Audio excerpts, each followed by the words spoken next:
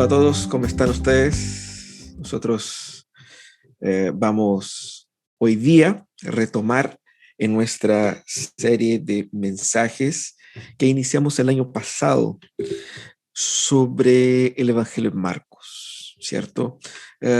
Queremos eh, aprovechar de meditar en ese libro tan importante, porque los tiempos siguen siendo los mismos que el año pasado, ¿cierto? Quizás alguien pensó que, ay, cuando estemos en abril del próximo año ya va a estar todo bien, ¿cierto? Ya vamos a estar de vuelta al templo y todo eso, pero bueno, Dios quiso que las cosas no fueran así.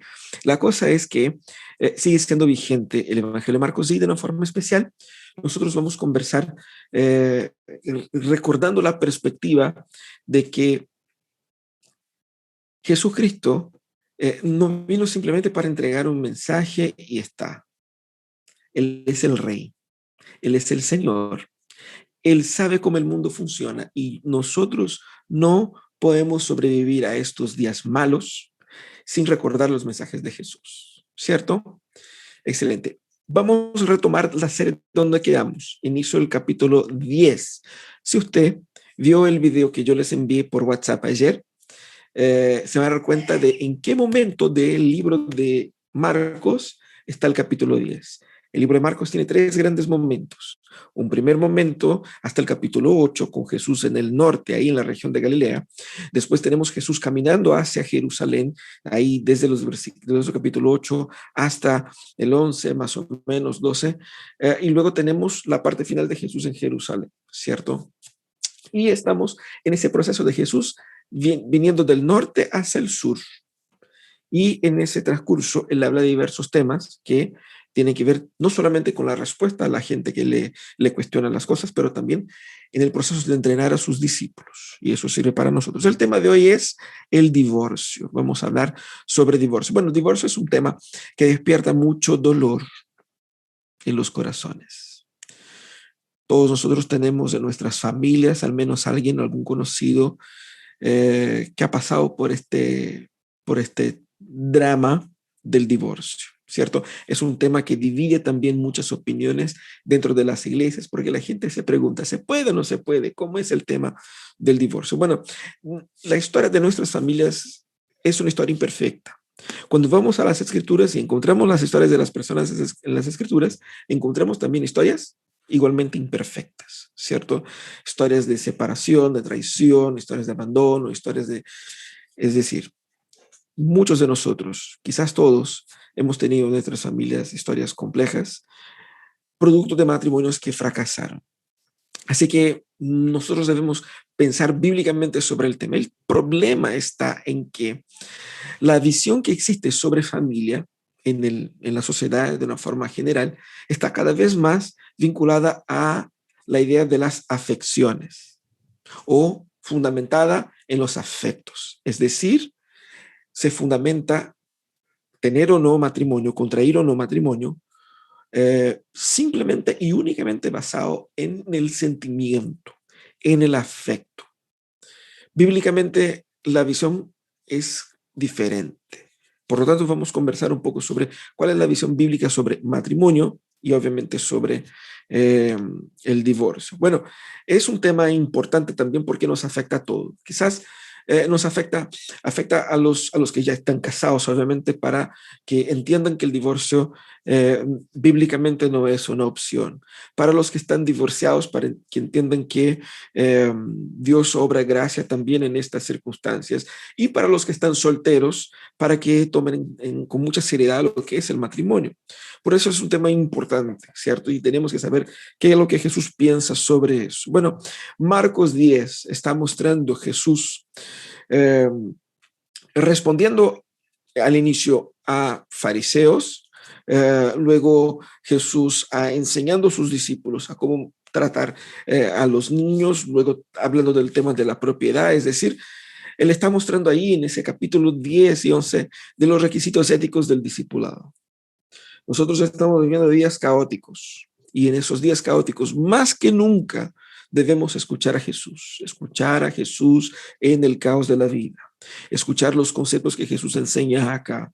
¿Por qué? ¿Qué es lo que Jesús está haciendo? Está entrenando, capacitando, formando sus discípulos. ¿Para qué?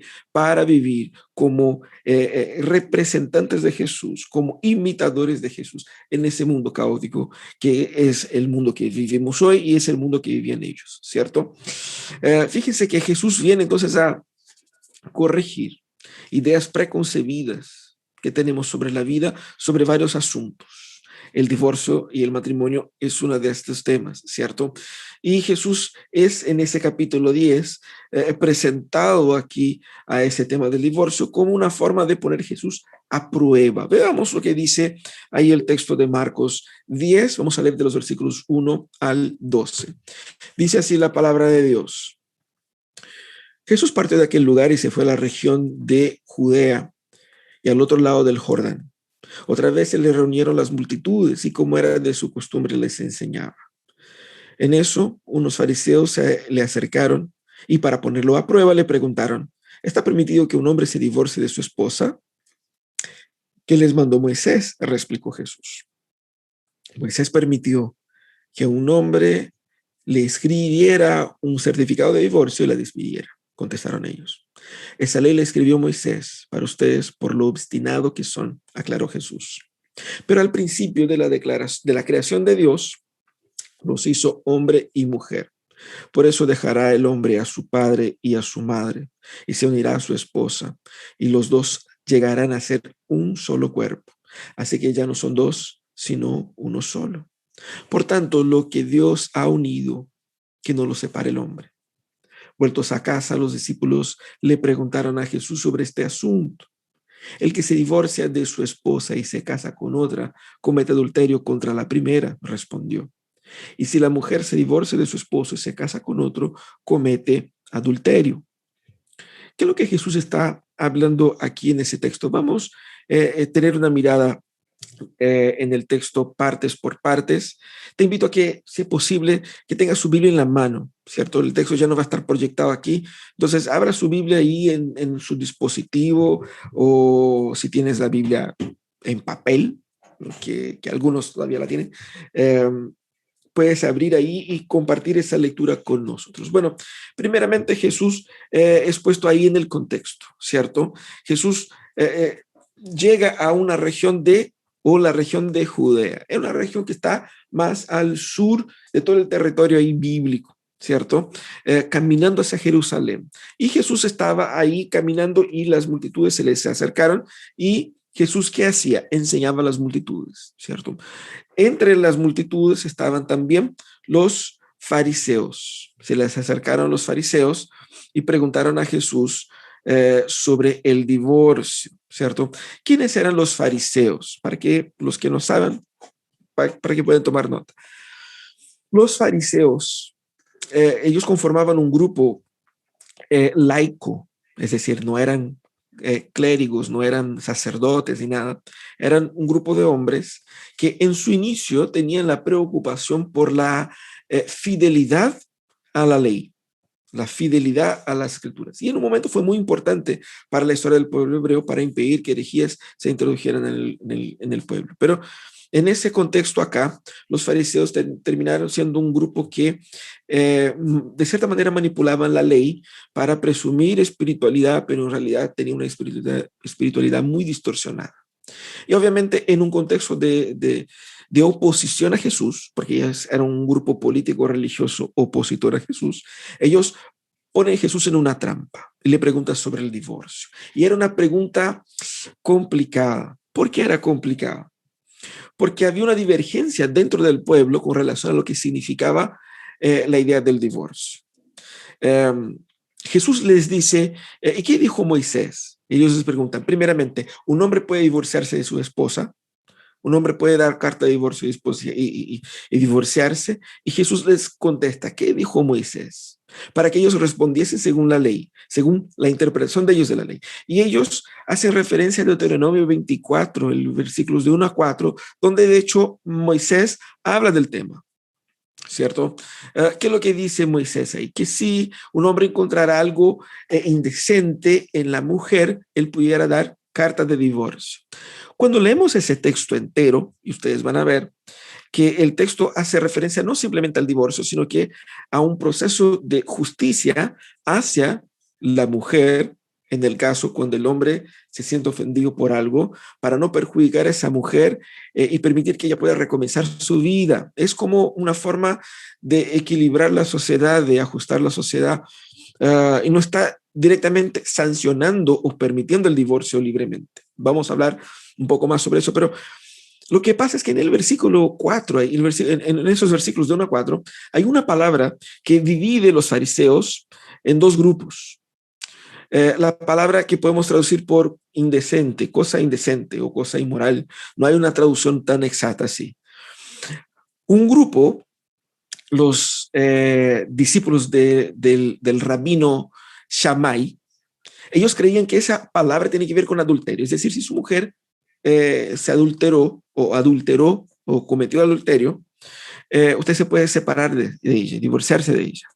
Pero una manera de hacer es que le des carta de divorcio para que ella pueda recomenzar su vida, ¿cierto? Legalmente.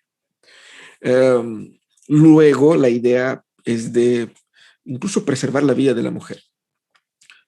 Pero los discípulos de Hillel, que era un otro grupo de rabinos, el rabino Hillel tenía una otra lectura de esa expresión. Entendía que no era una cuestión de inmoralidad sexual o algo grave, sino que cualquier cosa que la mujer hiciera que al marido no le gustara, ¿cierto? Entonces, según esa línea, ese grupo de personas, si la mujer le quemara el arroz al marido, el marido tenía ahí un motivo para dar carta de divorcio a la mujer y casarse con otro, ¿cierto? Obviamente que muchos fariseos en aquella época seguían esa segunda línea, porque era una línea que flexibilizaba la ley. Chao con la pureza del matrimonio. Aquí, si no me gusta, chao. Y tengo un respaldo teológico, según ellos, un respaldo legal para hacerlo. Moisés lo permite, fue lo que dijeron los fariseos. Si Jesús responde, no, hay que hacer como dice Shammai, que esa interpretación es de esa manera, o se hace como dice Hillel, de cualquier forma, él se iba a indisponer con varias personas. Entonces, Jesús va a responder los fariseos primeramente corrigiendo la interpretación de ellos. Jesús dice, ese texto está así porque el corazón de ustedes es duro. Es decir, Dios entendiendo la corrupción humana, la imposibilidad de que todos pudiesen vivir matrimonios perfectos, el Señor ofreció una alternativa para equilibrar las injusticias, para que la injusticia de un terrible matrimonio no fuera agravado por la ley, sino que la persona pudiera tener una oportunidad de recomenzar, ¿cierto? Pero al corregir la ley, Jesús va la ley, no, la interpretación de ellos, ¿qué es lo que Jesús va a hacer? Jesús explica qué es lo que es el matrimonio, porque ese es el punto acá, ¿cierto? Jesús vuelve entonces, ¿a dónde? Jesús vuelve al relato de la creación. Y aquí tenemos algunas cosas interesantes. Primeramente, lo que vemos aquí es que Jesús considera el relato de la creación como un relato histórico. Ya hemos dicho eso varias veces, ¿cierto? Nuevamente, Jesús toma la creación como un hecho histórico, y no como un hecho simbólico, y eso es importante, ¿ok? Bacán. Segundo, Jesús dice que para entender el tema del divorcio, yo tengo que entender primero qué es lo que es el matrimonio. Y él explica el matrimonio aquí, cambiando la perspectiva del problema. Los fariseos estaban equivocados con relación a su interpretación del divorcio, porque ellos tergiversaban la interpretación de lo que significaba el mismísimo matrimonio. Si ellos entendían que se podía casar y descasar varias veces, entonces la pregunta no es si me permite casar o no, la pregunta es, ¿qué es el propio matrimonio? ¿Para qué lo trate de esa manera? Eso es lo que responde Jesús. Jesús literalmente cita ahí a Génesis, el capítulo 2, literalmente, ¿cierto? Y por lo tanto culmina que el mandato de Dios para el ser humano, y por lo tanto lo que Dios ha unido no separa el hombre. El ideal de Dios es eso. Nosotros debemos alinear, como dice Jesús, nuestras vidas al ideal de Dios y no a las concesiones, a las distorsiones humanas. Ese es el punto acá, ¿cierto?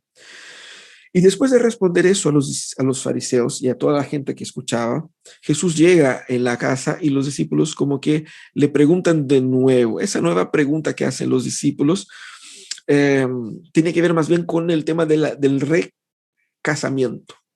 No sé si existe esa palabra así, pero ¿se puede casar de nuevo una persona que se divorcia? Quizás por problemas de ellos mismos, porque sería posible que algunos discípulos enfrentaran el abandono de sus esposas por haber seguido a Jesús. Era posible, ¿cierto?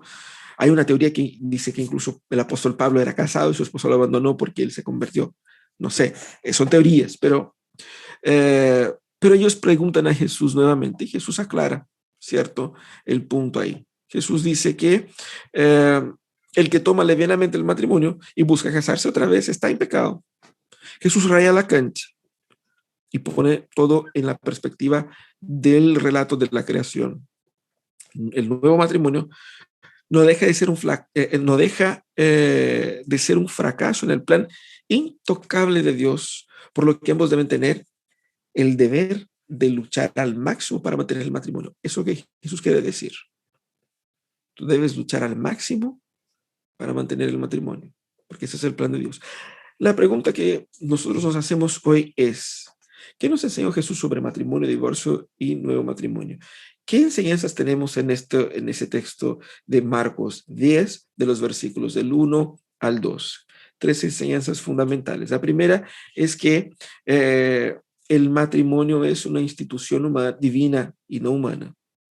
¿Qué significa eso? Cuando Jesús habla del matrimonio a la luz del orden de la creación, Él está hablando que Dios no solamente creó el ser humano, pero creó las formas por las cuales el ser humano se relacionará, ¿cierto?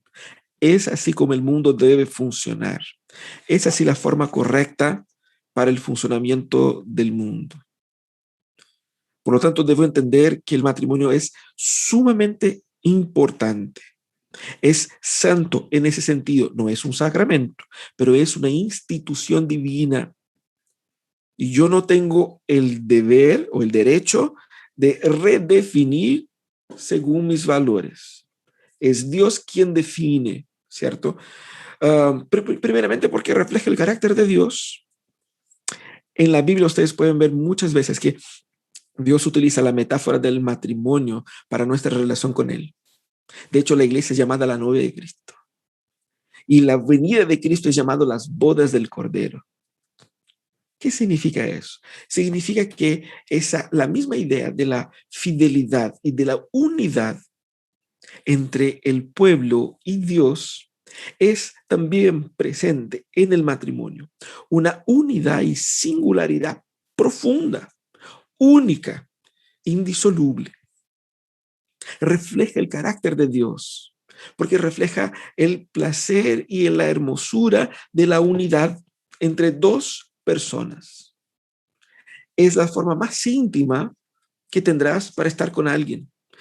Es una unión más profunda que la unión madre e hijo, incluso el hijo saliendo del mismo cuerpo de la madre. Es una unión singular instituida por Dios mismo, refleja el carácter de Dios. La perfecta unidad entre el hombre y la mujer está fundamentada en la entrega mutua, que conlleva también posteriormente a la creación. Mira qué interesante. A través del matrimonio, Dios instituye la forma como el mundo crecerá en número de personas. Y fíjate cómo eso es imitativo desde la parte, ¿no? Imitativo a Dios, ¿no es cierto? Nosotros somos instrumentos de nueva creación. Algo que no existía, alguien que no existía viene a la existencia a través de esta unión carnal, ¿cierto? Idealmente matrimonial. Y también el cuidado de la creación es entregado no meramente a individuos y no a una sociedad genérica, sino que el cuidado de la creación nace en esencia en el matrimonio. Por lo tanto, todo el cuidado hacia la sociedad, toda la estructura de la sociedad está basada en esa relación matrimonial.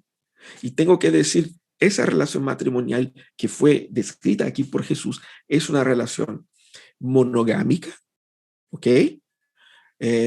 Heterosexual, hay que decirlo con todas las letras, Y es una relación que cuenta con la bendición de Dios, así como Él la diseñó, un hombre y una mujer. ¿Ok? Es muy importante entender eso, porque eso significa que nosotros no tenemos la autorización para redefinir lo que el matrimonio es, ni administrar según nuestro antojo. El matrimonio no es una unión basada meramente en el afecto. De manera que si yo tengo afecto por, no sé, por una pelota de fútbol, me puedo casar con esa pelota, con ese objeto, o con esa persona, o con ese animal, o casarme y descasarme, ya no siento amor, ya no siento atracción, entonces me divorcio y busco donde me sienta. Fíjate que desde un principio el matrimonio no está basado en lo que se siente, pero más bien en un compromiso que conlleva el sentimiento.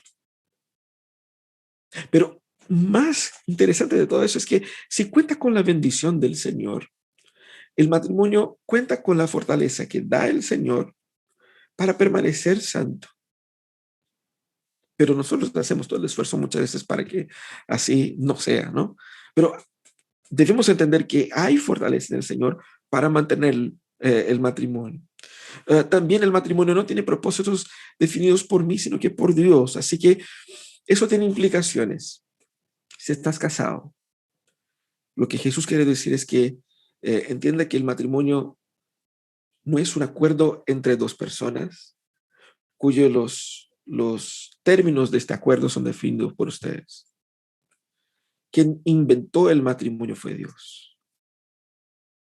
Y quien unió a ustedes fue Dios, no el notario, no el registro civil, no el gobierno, ni el pastor. Dios. Hay una relación espiritual, emocional, social, económica, psicológica, profunda. Por lo tanto, con la misma relevancia de la intimidad con Dios, es que debemos entender que esa relación matrimonial debe funcionar con el máximo respeto. Lucha por tu matrimonio, lucha para tenerlo sano, lucha con las fuerzas que Dios da, porque Dios ha bendecido esa unión. Nunca consideres el divorcio como una opción. Lucha por el matrimonio. Ahora, si estás soltero, el mensaje de Jesús aquí es: no tomes a la ligera el compromiso matrimonial. Eso tiene un costo, ese tiene un precio, y eso no debe ser llevado por el apuro de las emociones y no está limitado a los afectos. Porque en muchos momentos podemos decir: se acabó el amor. Pero el que creó todas las cosas puede poner más amor en nuestros corazones, ¿cierto? Si estás soltero, toma en serio el matrimonio para no caer en una situación de la cual ya no tengas cómo salir. Hay una salida, y Jesús mismo dijo: hay una salida. Están unidos hasta que la muerte los separe, ¿cierto? Y con el coronavirus, hoy día hay muchas posibilidades de que tu matrimonio termine, ¿eh? Pero cuidemos el corazón, ¿cierto? No caigas en una relación eh, que no fue pensada seriamente, que no fue considerada con todas sus implicaciones y que no fue movida en un matrimonio que no fue movido por un real compromiso. ¿Ok? Eso es muy importante. Ahora, ¿y si estás divorciado? Ese tiempo de separación, vamos a conversar un poquito más sobre esos detalles del divorcio, pero ese tiempo de separación también sirve para aprender de los errores del matrimonio que falló, que fracasó. Cuidar el corazón para no caer en la misma trampa futuramente.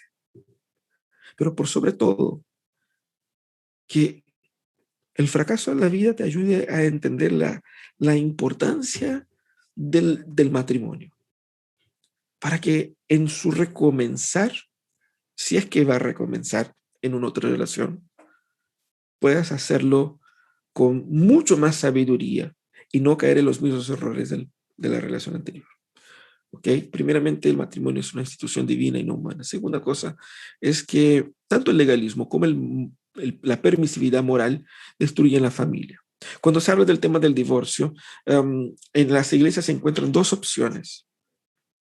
Unos que dicen es absolutamente pecaminoso, no se habla sobre eso, nunca, nunca, y si se separa, no hay vuelta atrás, y obviamente que en muchos casos no, pero las personas simplemente te dan de baja como canuto, o sea, no, ya fallaste como ser humano, ¿cierto?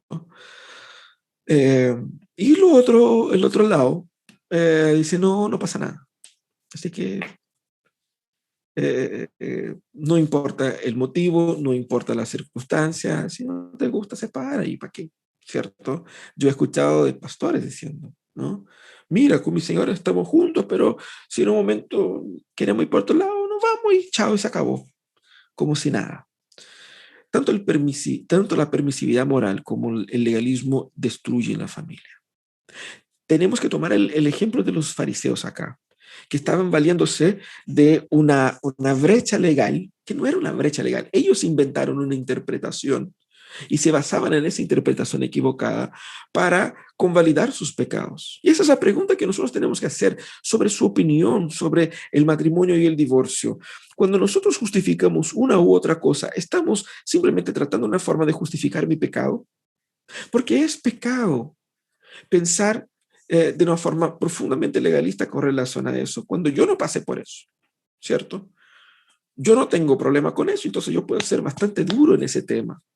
¿Qué es lo que quiero? No quiero simplemente luchar por la seriedad y la singularidad del matrimonio. Quiero simplemente mostrar cuán superior moralmente soy al imponer una ley bastante dura para los demás. Eso es pecado. Pero también es pecado cuando yo bajo el perfil como que para abrirme opciones, ¿cierto? No es que ya haya pasado por eso, pero eh, quiero poner el divorcio ahí como una opción posible. Si pasa algo, aquí está, la tengo asegurada. Que es una forma de justificar el pecado de la irresponsabilidad con relación a su cónyuge.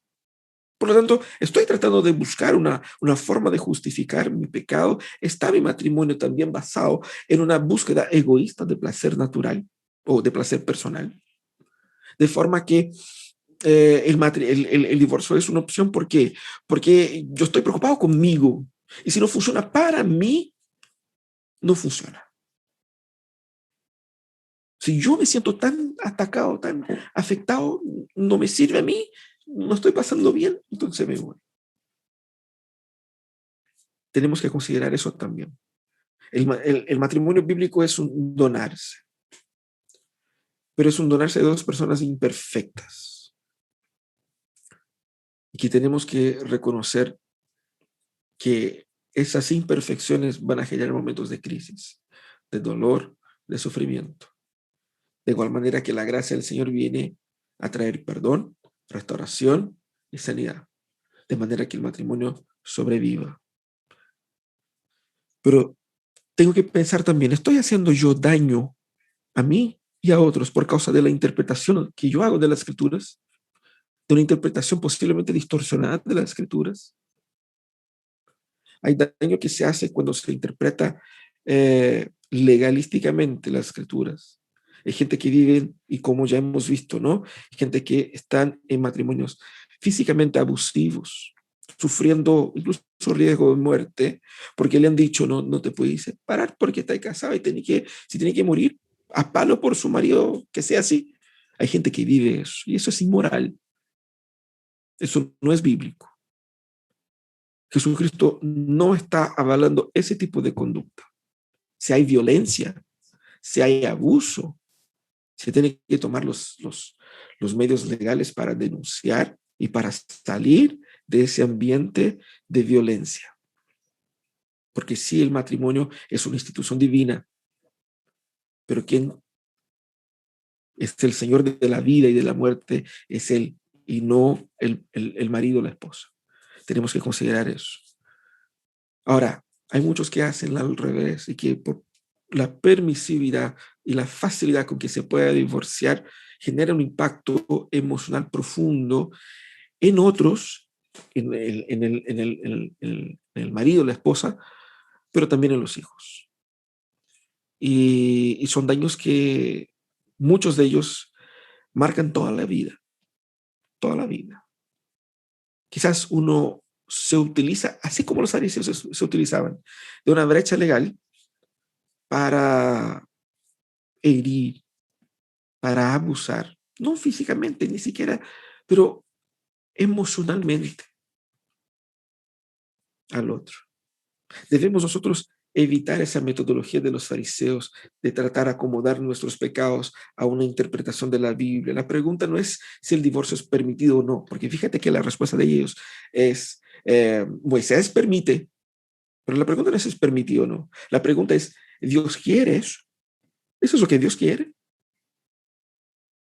Esa es la pregunta que nosotros debemos hacer para el matrimonio. ¿Eso es lo que Dios quiere? Y esa forma de pensar, buscando estar al margen, al límite de la ley, no produce santidad.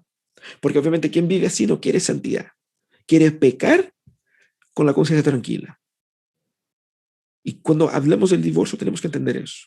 No debemos pensar como hasta dónde puedo ir para no pecar. Porque cuando uno dice eso es porque quiere mucho pecar, pero quiere hacerlo con la conciencia tranquila. Y eso no es santidad. Así que esa forma de pensar no bendice el matrimonio, sino que solamente va ocultando pecados y finalmente ofender a Dios y va a conllevar en un pecado mayor en el futuro, ¿cierto? Como discípulos de Jesús debemos entender el costo de tomar en serio el discipulado de Jesús, el seguir a Jesús, el precio que debemos pagar incluso en el matrimonio, la forma como nosotros debemos entender los fracasos nuestros y de nuestro compañero, de nuestra compañera, de nuestro marido, esposa. Debemos entender eso y debemos reconocer que solo en Dios tengo fortaleza para conllevar un matrimonio que sea de bendición. Huir del legalismo y huir de la permisividad me ayuda a encontrarme con la verdad bíblica sobre el matrimonio. La verdad bíblica es una verdad liberadora. Es una verdad que tiene un precio, que tiene un desafío, que te lleva a una relación basada en el compromiso y no en la autosatisfacción personal. Es un donar, es un entregarse, es un dar al otro. Debemos nosotros entender que cuando vivimos como familia y en la familia el plan de Dios, nosotros damos a conocer a nuestro entorno cómo la gracia del Señor se manifiesta. Un matrimonio que decide luchar con todas sus fuerzas, porque es una lucha. Vivir en el plan de Dios de mantener la familia pese a las tentaciones, luchas, crisis, problemas y pecados.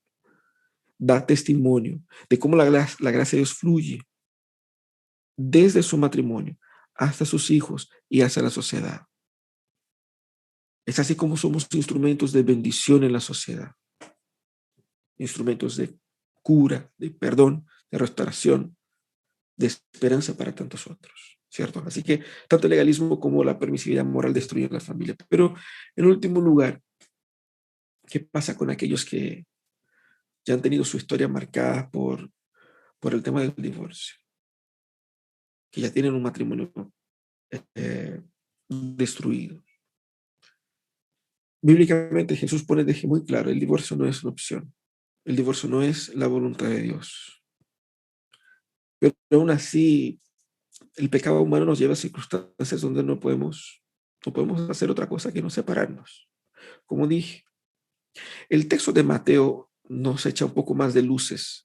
Mateo 5, 31, 32, con relación al detalle del divorcio, porque Jesús dice que, excepto en el caso de adulterio, la persona no debe separarse.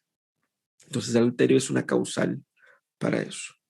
Y a lo largo de las escrituras también se entiende que tanto el adulterio como el abandono, y eso está reflejado en la confesión de fe, en nuestra confesión de fe de Westminster, consideran los únicos motivos bíblicos, por decir así, para justificar el divorcio, permitiendo que la persona pueda entonces casarse nuevamente. ¿Ya?